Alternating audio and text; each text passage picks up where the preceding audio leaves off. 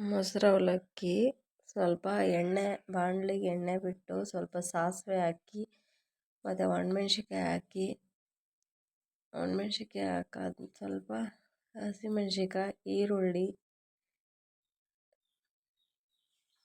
ಕರಿಬೇವು ಅಂದರೆ ಕರಿಬೇವಿನ ಸೊಪ್ಪು ಒಂದು ಚಿಟಿಕೆ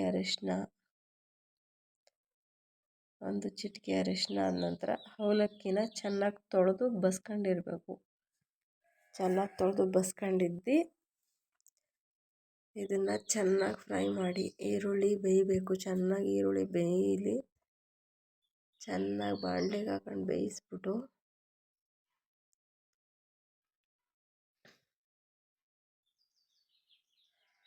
ಕರಿಬೇವಿನ ಸೊಪ್ಪನ್ನು ಹಾಕೊಂಡು ಚೆನ್ನಾಗಿ ಬೇಯಿಸಿ, ಆಮೇಲೆ ಸ್ವಲ್ಪ ಕೊತ್ತಂಬರಿ ಸೊಪ್ಪು ಹಾಕ್ಕೊಳ್ಳಿ. ಚೆನ್ನಾಗಿ ಬೇಯಿಸ್ಬಿಟ್ಟು ಅದನ್ನು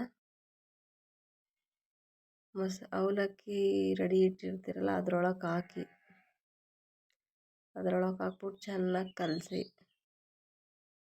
ಚೆನ್ನಾಗಿ ಕಲಿಸ್ಬಿಟ್ಟು ಮೊಸರು ತಗೊಳ್ಳಿ. ಸ್ವಲ್ಪ ಮೊಸರು ತಗೊಂಡು